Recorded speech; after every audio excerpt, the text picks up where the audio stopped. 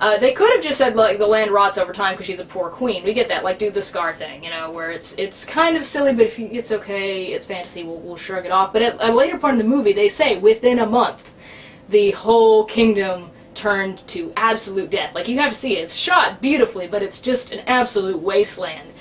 And, you know, it's like, why? Well, I don't know. Because magic. And a lot of the movie is because magic. It doesn't feel like it fits in the same world. And Lord of the Rings, and all these other epic fantasies that take themselves so seriously and you give a shit, have a cohesiveness to them. And I think that's the problem, is that this writer didn't understand why nerds love fantasy and why fantasy works.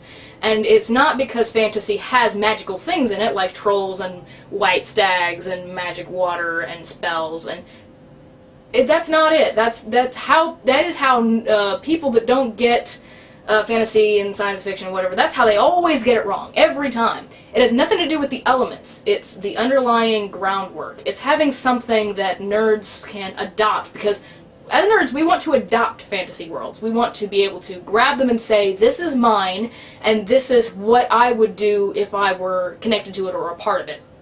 So stuff like D&D, like, the whole world is what's it called? The role-playing thing that Nash once told me about, like Vampire the Masquerade, and it's something of dark. I want to say Worlds of Darkness, but that's not right. It's something of darkness. And how well that world is set up, and how well you could add things to it. Like, even, for instance, I've just finished watching Avatar The Last Airbender. That is very clearly, like, composed of things ripped off from the real world. We have Tibetan monks, we have a Japanese fief system, kind of. Not fief system, I'm an idiot. You know, a Japanese feudal culture, feudal times in Japan, Chinese kingdoms, like 12 kingdoms stuff going on, which 12 kingdoms, whatever. You know what I'm talking about. I just, Romance of the Three Kingdoms is what I was thinking of. 12 Kingdoms is completely unrelated to that. My point is, I sound more and more like an idiot with every word that comes out of my mouth. And Inuits, you know, stuff. My point is, Avatar is entirely composed of, like, different cultures that have nothing to do with each other, but the way that it's spread out and smoothed over, it feels cohesive. The Avatar The Last Airbender world feels like something that could really exist.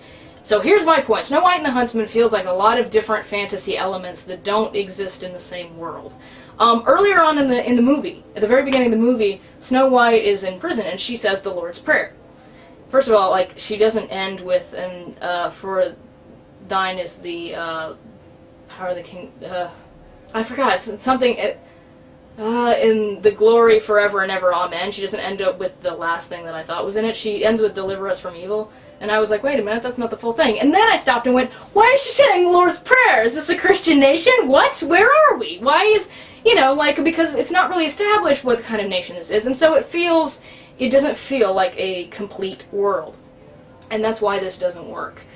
That's one reason. So on the writing end of things, and it doesn't have the eloquence of the writing of something like Lord of the Rings, it doesn't, it's a little bit, it slips in between modern speech and this older, more poetic way of speaking, and when they try to do inspiring speeches, the writing, it's trying. This guy has passion, but he doesn't have the skill to quite match the epicness that this needs. So, yeah, it feels like it's just sort of really trying to be an epic fantasy, and it doesn't understand that to be an epic fantasy, you have to lay out this enormous groundwork of something that can exist on its own, instead of just saying, we'll take this here, and this here, and this here, and this here. Like the white stag scene, there's a white stag that's like sort of a god of the forest thing, and it's directly ripped from Princess Mononoke. Don't go, oh, you anime fan. It is! The deer is huge and muscular, and his antlers are shaped exactly like the deer god in Princess Mononoke, and he walks on the water. And they shoot him in the neck, and he turns into... It's this. They took it from the movie, and that's fine. I'm okay with that. But it feels like it comes from a completely different movie than the Wastes and the medieval, you know, and the Lord's Prayer, and it. So that's one problem. The second problem, the reason this is not a good movie, is it's 2 hours long and it needs to be like 90 minutes or 80 minutes. There's not that much content. It's stretched out so much, and it's just sort of. It is languishing, and again, it is Lord of the Rings inspired. It is languishing in long talks between these characters who speak very eloquently, but it doesn't have the depth and the power and the groundwork that Lord of the Rings had that made that work. And honestly, Lord of the Rings, more stuff was happening. Yeah, you had those indulgent scenes, but that's because shit was happening all the time in Lord of the Rings. It was hard to keep up with all of it. Snow White and the Huntsman, you have the evil queen, and Snow White who's escaped, and the Huntsman who's trying to help her, and then a couple characters on the side. Like, the dwarves don't have their own arc, they're traveling with... You have an A story and a B story. You don't have the different, you know, you can't cut to, say, Arwen and Elrond, or, or Rohan and Gondor. You can't do that. It's not, it's too simple, and they stretch it out to over 2 hours. No, it needed to be shorter, because it just wasn't worth the indulgence that it was given. If it was edited much tighter, this actually could have been a good movie.